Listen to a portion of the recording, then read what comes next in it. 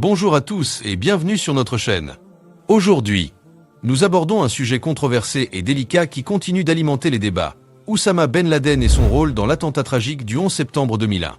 Cet événement a non seulement changé le cours de l'histoire américaine, mais il a également laissé une empreinte indélébile sur le monde entier.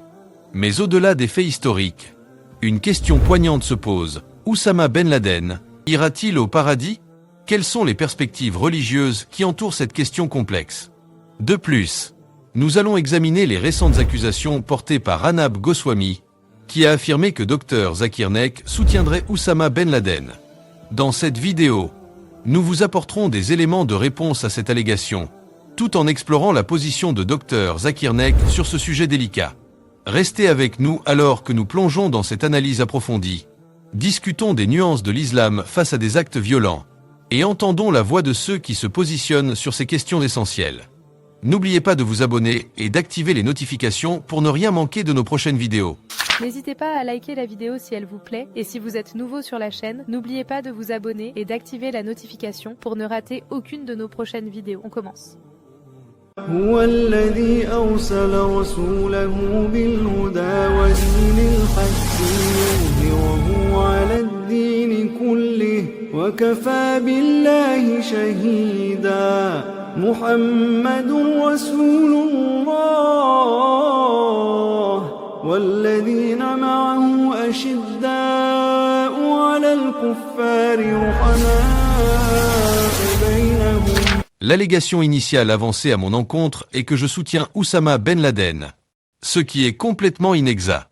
En réalité, j'ai déjà fourni une réponse détaillée qui souligne que je ne soutiens en aucun cas Oussama Ben Laden et que, dans mes discours, je n'ai jamais exprimé un tel soutien.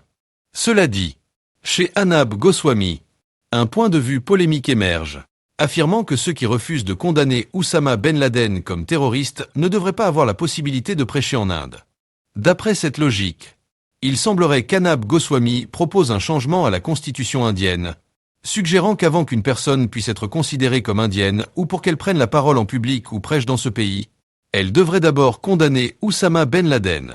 Cela amène à se demander si une telle exigence serait réellement conforme aux principes de la constitution indienne, qui garantit la liberté d'expression et le droit à la pluralité des opinions. Il est aussi crucial de noter que, comme je l'ai mentionné précédemment, je n'ai pas effectué d'études approfondies sur Oussama Ben Laden. Avant de porter un jugement sur quelqu'un, il est impératif, selon une perspective islamique, d'effectuer des recherches appropriées et approfondies. Parler contre quiconque sans faire de recherche serait non seulement imprudent, mais cela contredirait également les enseignements de l'islam. Le Coran, dans la sourate Al-Hujura, chapitre 49, verset 6, souligne l'importance de vérifier chaque information que nous recevons avant de la partager avec autrui. Il est essentiel d'adopter une approche réfléchie et informative lorsque l'on discute d'individus controversés. Chaque fois qu'on me pose la question à propos d'Oussama Ben Laden, ma réponse reste constante et simple. Je dis clairement que je ne connais pas ce qu'il a fait, car je n'ai pas approfondi le sujet ni réalisé un examen factuel de son impact. Je ne me sens donc pas en position de l'accuser de terrorisme, ni de le désigner comme un saint. Si quelqu'un, après avoir réalisé des recherches, choisit de qualifier Oussama Ben Laden de terroriste, cela relève de sa prérogative et de son droit d'interprétation, mais je ne peux me permettre d'ajouter ma voix à cela jusqu'à ce que je sois convenablement informé. Lorsque la journaliste du Times, Megha, m'a interrogé sur un autre sujet, en l'occurrence l'utilisation de la tétracycline pour prévenir la propagation du VIH et du sida, j'ai demandé ce qu'elle croyait. Elle n'a pas pu répondre. Et par conséquent, cela ne signifie en rien que je soutienne une opinion fausse simplement parce qu'elle n'avait pas été capable de la confirmer. Cela illustre parfaitement l'importance d'avoir des connaissances solides avant d'exprimer une opinion. Il est tout aussi crucial de se rappeler que lorsque la presse m'a demandé mon avis sur Sadhvi Pragya Thakur, j'ai maintenu la même position. Je ne la connais pas. Je n'ai pas effectué de recherche pour me faire une idée de son implication ou de sa réputation. Donc je ne la qualifie ni de sainte, ni de terroriste. Pourquoi alors Arnab Goswami ne rapporte-t-il pas cela?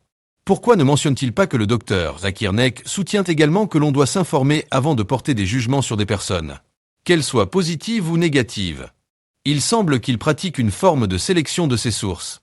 ne prenant en compte que des éléments qui servent son récit, négligeant le principe fondamental d'égalité de traitement que j'applique dans mes réponses.